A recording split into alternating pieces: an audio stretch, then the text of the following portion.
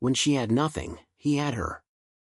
He sold his only wristwatch, worked under the sun at construction sites, and gave her his savings, so she could survive in Lagos. He believed in her dreams even when his own hands were bleeding. But Lagos changed her. She met a new man, city money, city promises. Soon, his calls became a burden, his village voice became embarrassing. People laughed. Village boyfriend, they mocked her, after all this Lagos life? And she listened. She stopped picking his calls, stopped replying his messages, stopped claiming the man who loved her first. They call it village versus city. But this is a story about loyalty, shame, and the price of forgetting where you came from. Before Stella became a name people whispered with admiration in Lagos, she was just a village girl who cried quietly behind a mud house so no one would hear her. And before Koji became the man who learned how to let go, he was the boy who believed too deeply. They both came from Igbodo, a small village where the red earth stained your feet and dreams felt too big for the narrow paths that led nowhere. In Igbodo, people did not talk about success. They talked about survival. Koji was the son of a palm wine tapper. His father died when he was 14, falling from a tree one evening when the sky was already dark. From that day, Koji stopped being a boy.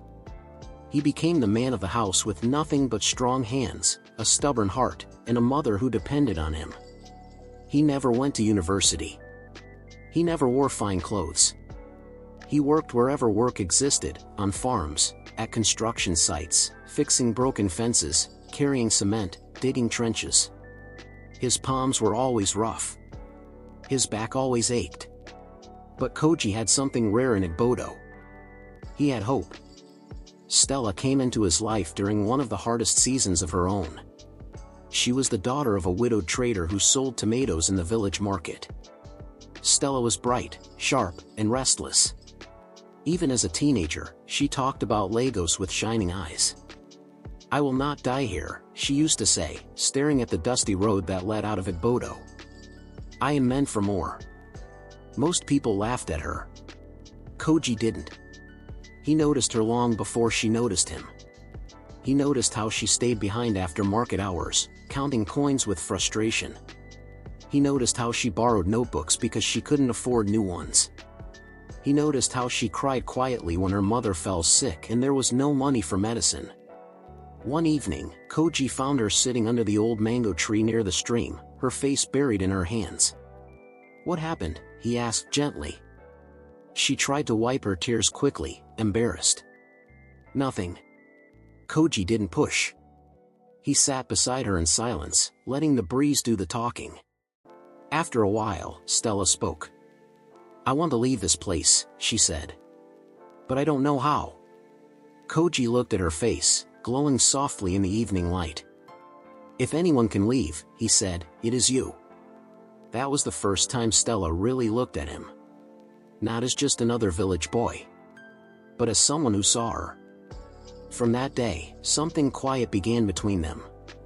Koji started helping her without making noise about it. When Stella's mother needed medicine, Koji sold his only wristwatch to help pay. When Stella talked about learning fashion design in the city, Koji helped her practice drawing clothes at night using candlelight. When she said she needed money for transport to Asaba to register for a training program, Koji worked double shifts carrying cement until his body trembled. He never complained. When Stella asked him once, "Why are you doing all this?" Koji smiled and said, "Because someone believed in me once. I want to be that person for you." She didn't know then that no one had ever believed in Koji. He said it because it sounded strong. Months passed. Stella got accepted into a small fashion apprenticeship in Lagos. It wasn't glamorous. It wasn't big. But it was Lagos. The night before she left, the village gathered to wish her well. People offered advice, warnings, prayers. Some smiled. Some whispered. Koji stood at the edge of the crowd. Later, when everyone had gone, he walked her home. "I don't know how to thank you," Stella said, stopping in front of her mother's house. "Without you, I would still be here dreaming." Koji swallowed. "Just don't forget where you came from." She smiled and touched his hand. "I won't." That promise would one day become the heaviest thing between them. Lagos did not welcome Stella gently. The city was loud, cruel, and impatient. She slept on the floor of a shared room. She fetched water before dawn. She worked long hours sewing clothes she would never afford to wear. Many nights, she cried herself to sleep. Koji was her anchor. Every week, he called her using borrowed phones. "How are you?" he asked. "I'm surviving," she would say. When she needed money for materials, Koji sent it. When her boss delayed payment, Koji borrowed money to help her eat. When Stella complained about feeling invisible in Lagos, Koji reminded her why she started. "You are not small," he told her. "The city just hasn't noticed you yet." Slowly, the city began to notice. Stella learned fast.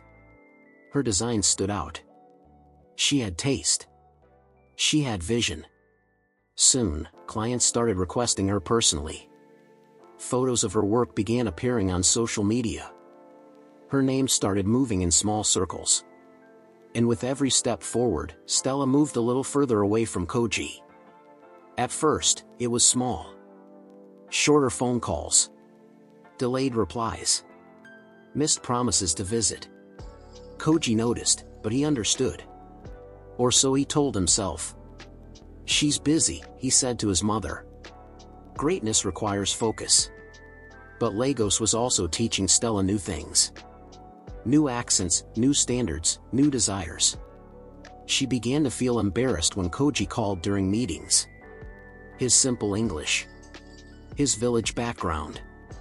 His lack of polish. One day, a colleague laughed when Stella mentioned Igbodo. "You still have village boyfriend?" the girl asked jokingly. Ah. You want to carry village to Lagos?" The words stayed with Stella. Then came John. John entered her life like music with too much bass. He was confident. Smooth. Always well dressed. He drove a sleek car and spoke with ease about investments, deals, and connections. He noticed Stella's rising profile immediately. "You're wasting your talent," he told her one night at a lounge she had never imagined entering before. "You deserve bigger platforms." John knew the right restaurants. The right people. The right words. He made Stella feel seen in a way Koji never had. Not because Koji didn't see her, but because John saw what she was becoming, not where she came from. And Stella liked that version of herself. The distance between her and Koji widened quietly. Koji felt it before he understood it. One evening, after struggling all day at a construction site, he borrowed a phone and called Stella. She didn't pick up. He called again. No answer.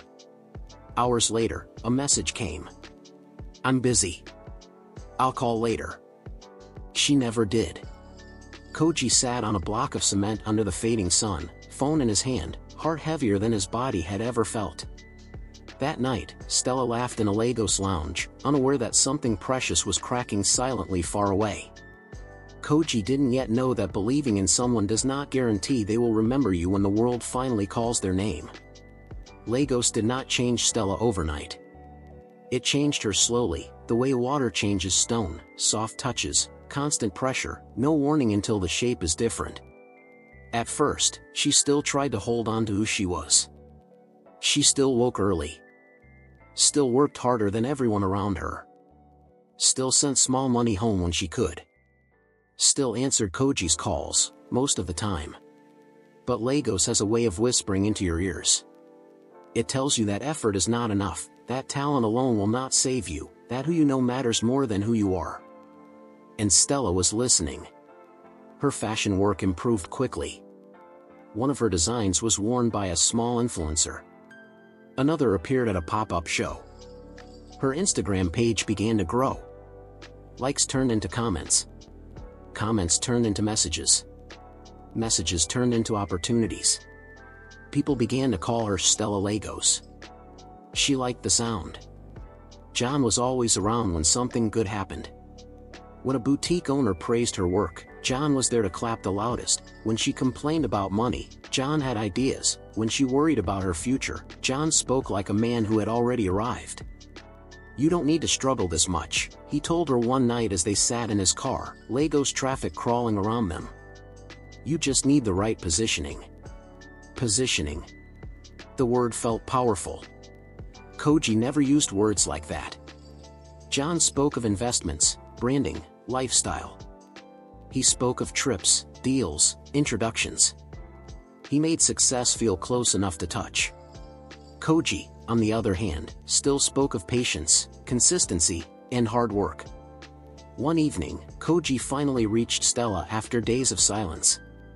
"Are you angry with me?" he asked quietly. Stella sighed. "Koji, I'm just busy." "You've been busy for weeks." "This is Lagos," she snapped before she could stop herself. "Everything is fast here." Koji went silent. "I didn't mean it like that," she added, softer. But the damage had already landed.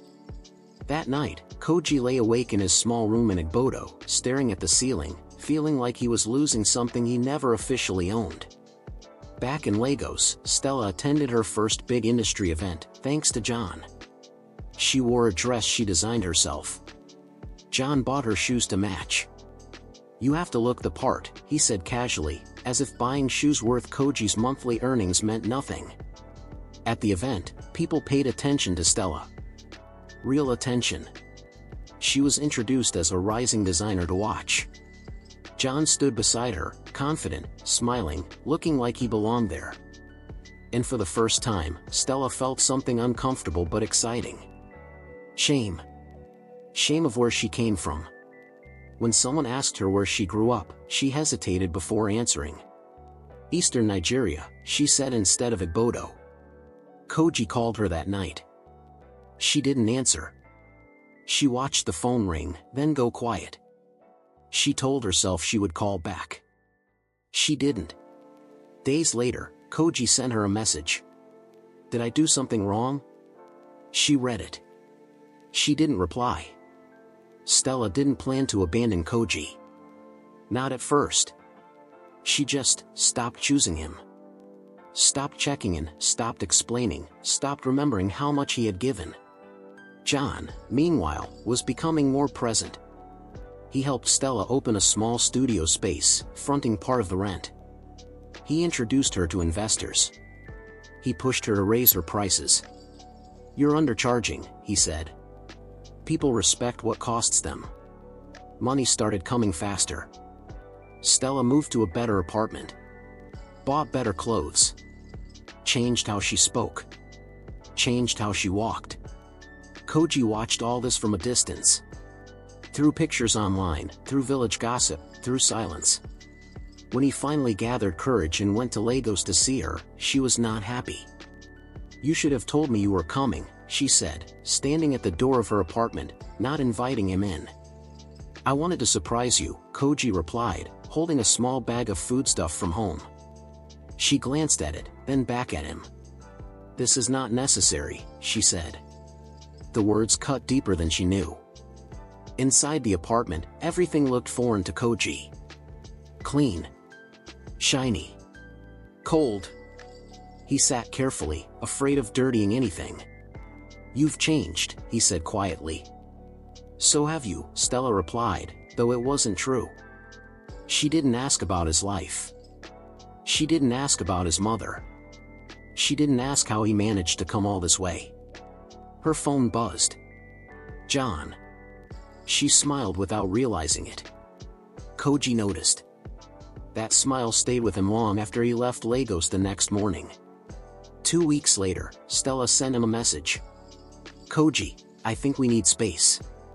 I need to focus on my future." He stared at the message for a long time. Then he replied. "I understand. I wish you well." He didn't beg. He didn't accuse. He didn't remind her of what he had done. He simply let go. Stella felt relief. And guilt. But relief was louder. She told herself Koji would understand. That he was strong. That he would survive. What she didn't know was that John was not a blessing. He was a lesson. John had patterns. He found ambitious women, he mirrored their dreams, he gained their trust, he entangled their money with his opportunities. Slowly. Carefully. By the time Stella noticed small inconsistencies, she was already deep. Money moved through accounts she didn't fully understand. Contracts were signed quickly. Her name was attached to deals she didn't control. "Relax," John would say. "This is how big people move." She believed him. Because believing felt easier than questioning. Back in Igbodo, Koji was healing. Not loudly. Not dramatically. Quietly.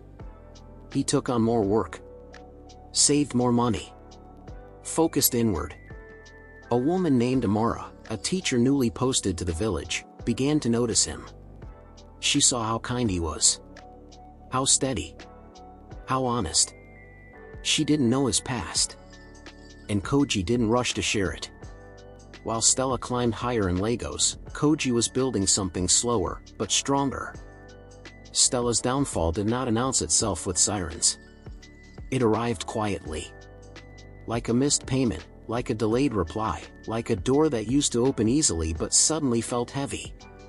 At first, everything still looked fine from the outside. Her studio was busier than ever. Orders came in steadily. Her Instagram following climbed. People still called her Stella Lagos with admiration. She attended events. Took photos. Smiled.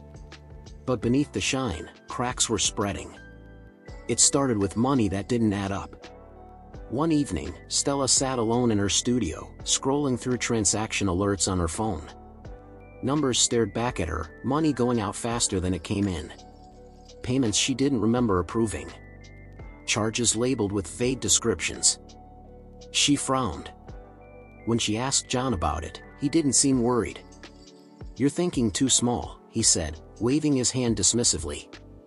"Big businesses don't account for every naira the way poor people do." The words stung. But Stella laughed it off.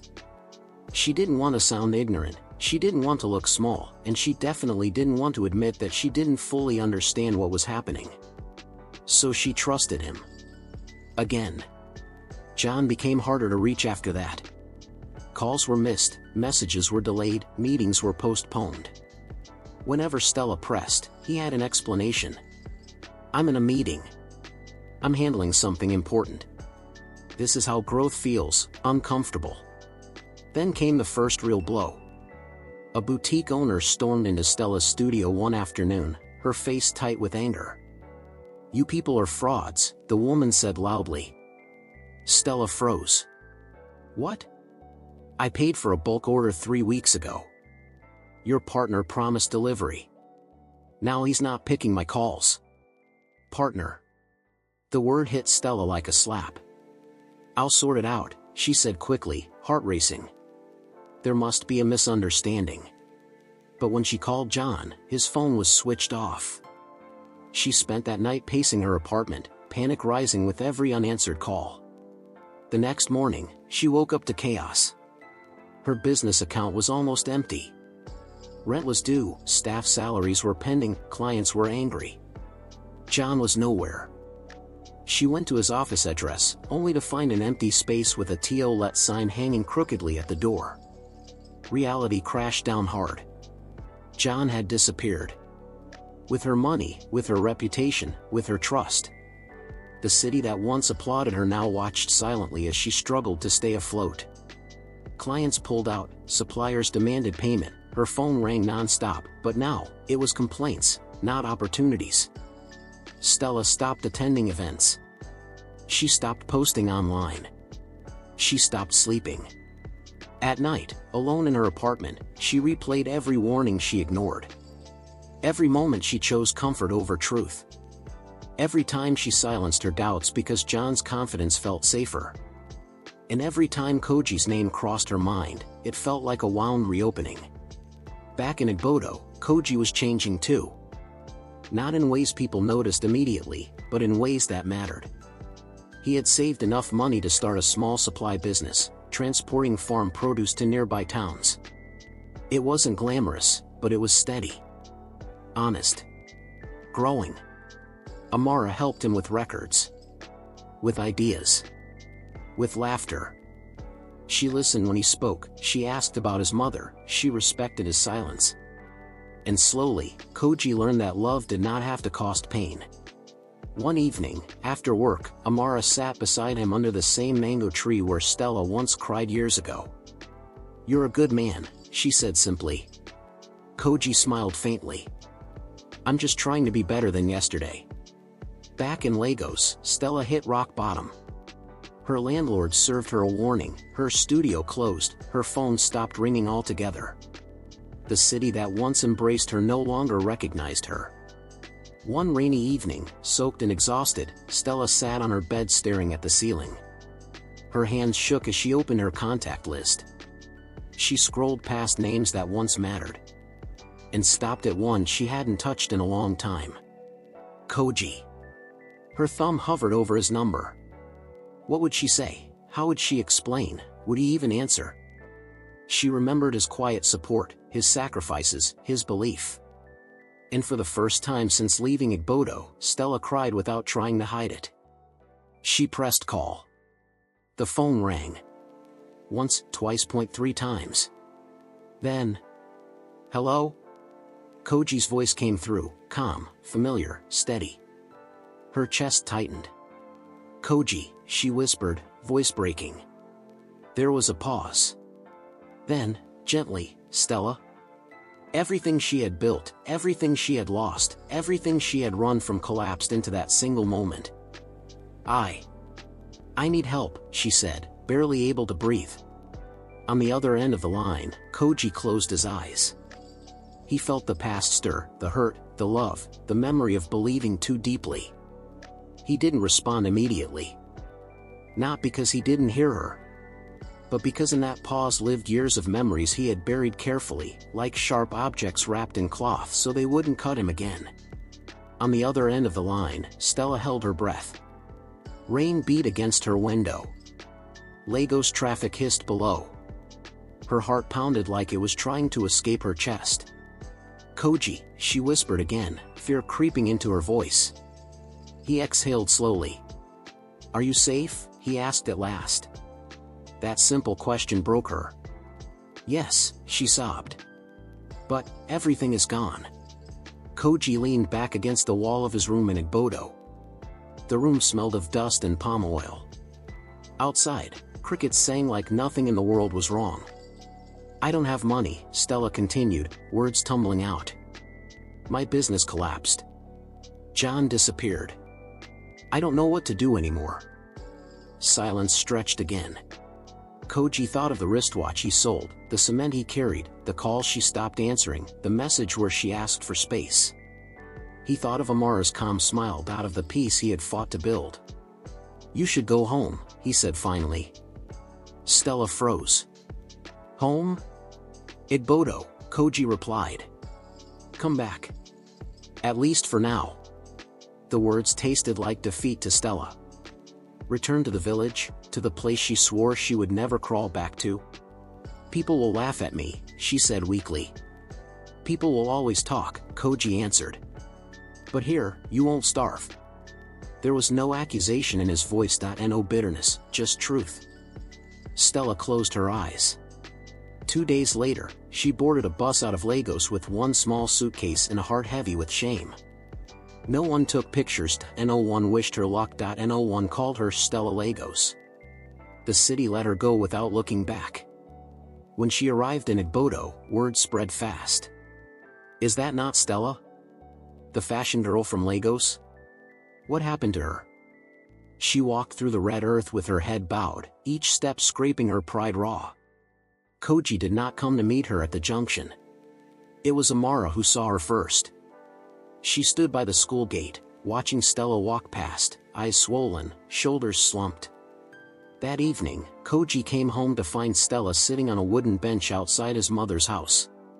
She stood up when she saw him. For a moment, neither spoke. She looked thinner, older, broken in ways no makeup could hide. "I'm sorry," Stella said, voice barely steady. For everything. Koji nodded once. You can stay with your mother. She asked after you. That was all. No embrace. No comfort, no anger. Just distance. Stella expected rage, she expected questions, she expected judgment. What she didn't expect was indifference. Days passed. Stella stayed indoors mostly, helping her mother, avoiding the market. She heard laughter outside sometimes and wondered if it was about her. Koji went about his life. Work, business, conversations with Amara. He was polite when they crossed paths, but distant. One afternoon, Stella finally gathered courage. She met Koji near the stream where they once talked about dreams. Why are you treating me like a stranger? She asked quietly. Koji looked at the water before answering. Because strangers don't hurt you twice, he said. The words landed softly, but they shattered something inside her. I know I messed up, she said, tears rising. But I didn't mean to. You didn't mean to forget me? Koji interrupted, his voice calm but firm. You didn't mean to feel ashamed of where you came from? You didn't mean to walk away without looking back?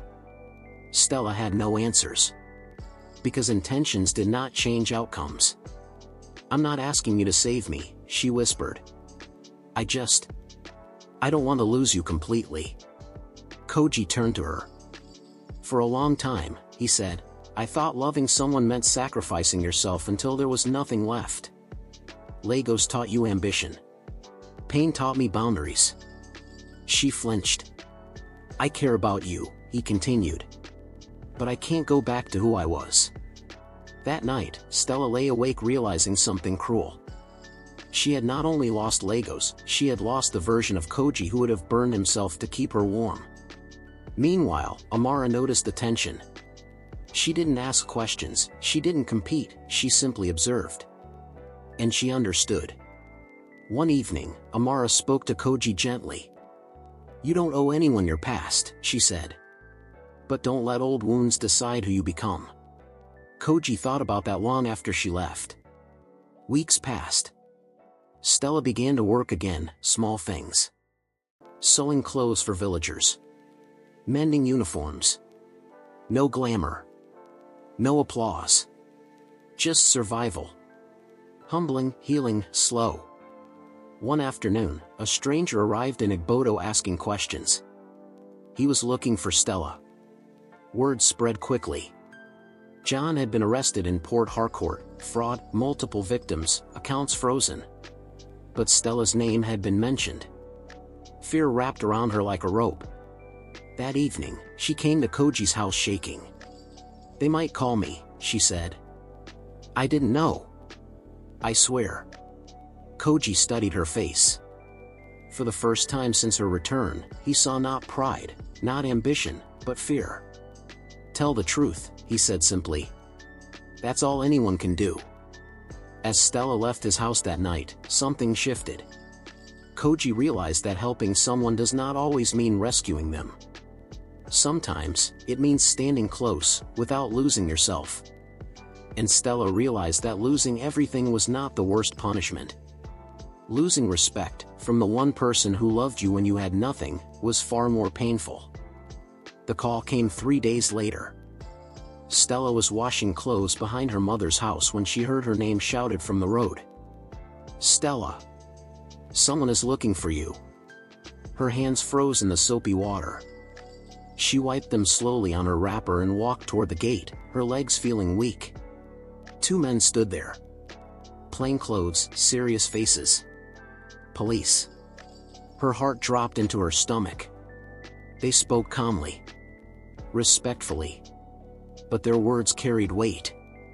She was asked questions, about John, about money, about accounts, about deals she barely understood. Stella told the truth. All of it. She didn't protect herself, she didn't pretend to be innocent, she didn't lie to look smart. She spoke plainly, just as Koji had advised. When they left, she sat on the ground and cried until her body hurt.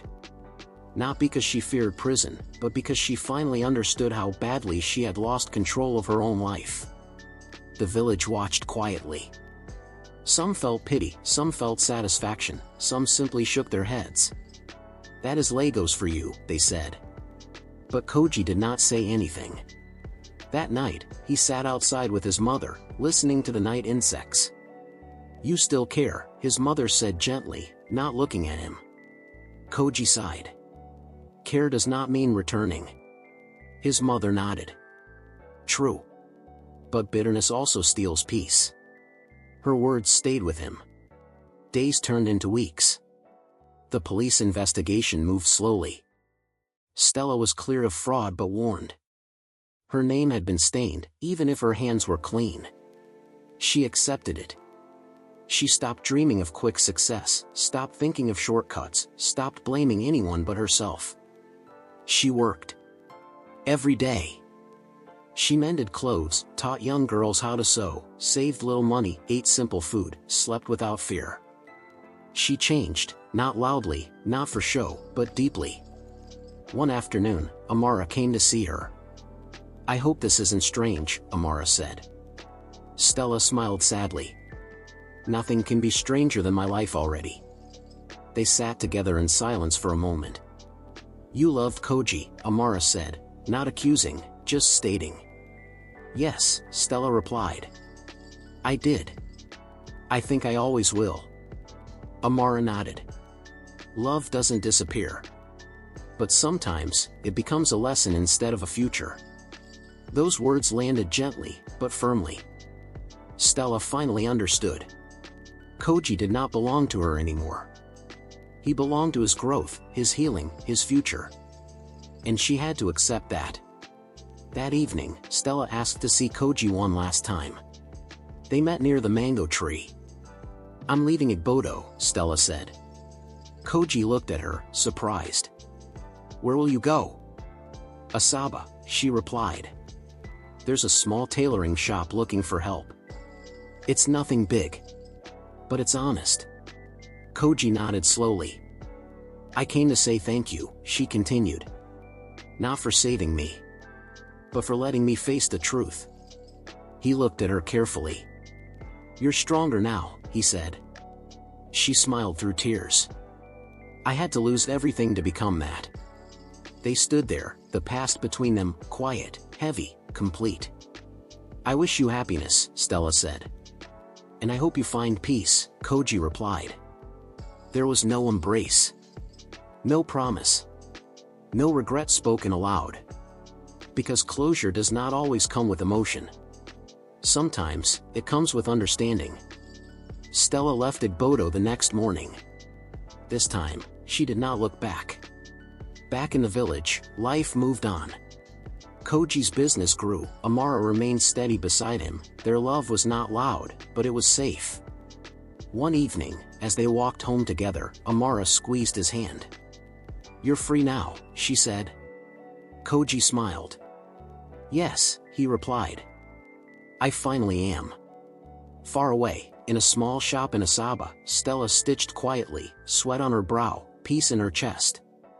She was no longer Stella Legos. She was just Stella. And for the first time. That was enough.